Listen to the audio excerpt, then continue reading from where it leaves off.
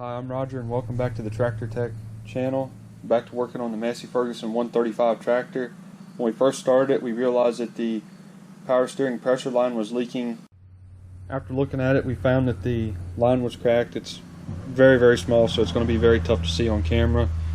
So I got a couple new hoses made, but we still have to make the steel portion of them, so that's what we're getting ready to do. We just have the hoses stuck on here temporarily for mock-up to make the new lines. Here's a new steel line I made. Got a piece of 3/8 tubing, cut it in half and bent it. It's pretty close to the original line.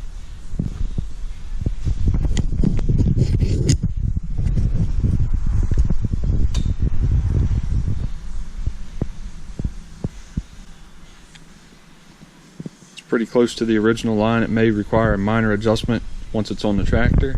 And this is the tubing bender that was used to make the line. It's a Blue Point. It does 1/4, 5/16, and 3/8.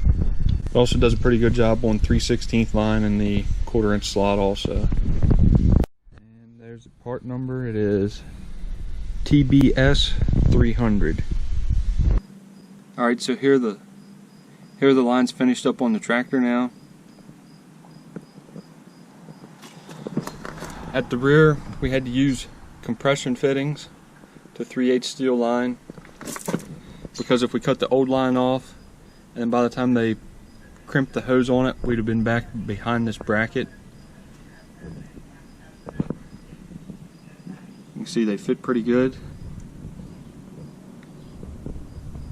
I have the reservoir full, test drove the tractor around a little bit. Everything is leak free now. So now the next step is to move on to installing a set of points and condenser.